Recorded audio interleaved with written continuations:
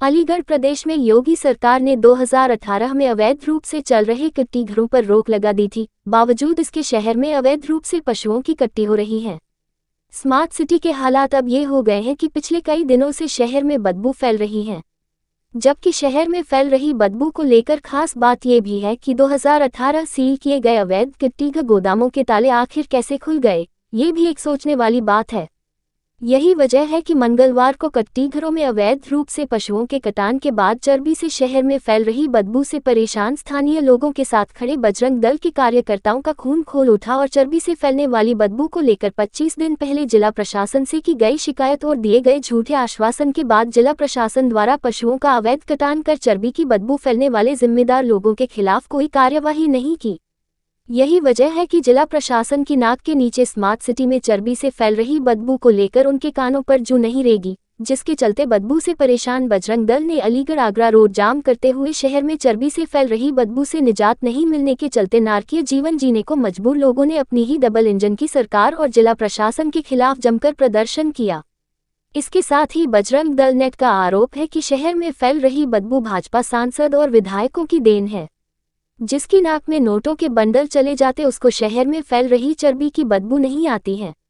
जब तक नोटों के बंडल का खेल खत्म नहीं होगा तब तक शहर में चर्बी से फैल रही बदबू दूर नहीं होगी। 25 दिन पहले भी हम अलीगढ़ में आने वाली चर्बी की बदबू की मांग को लेकर सड़कों पर उतरने को तैयार थे और आज उतर गए और उसका उतरने के लिए बाध्य किया अलीगढ़ के प्रशासनिक अधिकारियों ने। और वो इसलिए किया क्योंकि 25 दिन पहले हमें आश्वस्त किया गया कि 15 दिन में शहर की चर्बी की बदबू से हम आपको निजात दिलाएंगे, जिस पर मुझे नहीं लगता कोई कार्रवाई हुई। यदि कार्रवाई हुई है तो केवल लिपापोती हुई है और वास्तव में कार्रवाई होती तो आज और कल लगातार चर्बी की बदबू नहीं आ रही होती। अच्छा, एक चीज बताइए, बजरंग दल हिंदूवादी संगठन है और तमाम आपकी सरकार भी है यहाँ प्रदेश में, देश में सब जगह, तो क्यों आपको सड़कों पर क्यों आना पड़ रहा है? अधिकारी क्यों है आपकी बात नहीं मान रहे? ये सवाल आप जैसे एक पत्रकार बंधु ने मेरे से जब भी किया था, जब मैंने महापौर के कार्यालय घर का घेराव किया था। देखिए, योगी जी पर पॉइंट के बराबर भी ना किसी हिंदू को शक है ना किसी सनातनी को शक है, लेकिन मैं सीधे सीधे कह रहा हूँ, कुछ ऐसे लोग यहाँ भारतीय जनता पार्टी में विद्यमान हैं जो योगी जी और मोदी जी के जो कार्य हैं उनको पलीता लगाने का काम कर रहे हैं। और ये चर्बी की बदबू भी मुझे लगता है शायद उसी की दिन है। ये बदबू विधायक सांसदों को नहीं आती, वो तो आपकी पार्टी नहीं आनी चाहिए ना, वही तो सवाल है, वही सवाल है। ये सवाल तो आप उनसे कीजिए, हम आपसे कर रहे हैं, मुझे आती है। आपसे ही सवाल कर रहे हैं, आपको आती है, उन्हें क्यों नहीं आती? देखिए मैं बताऊं, आप सब पुराने पत्रकार हैं शहर के, आप भी जानते हैं ये चर्बी की बदबू बिना जिसके नाक में नोटों के बंडल चले जाते हैं उसको बदबू नहीं आती।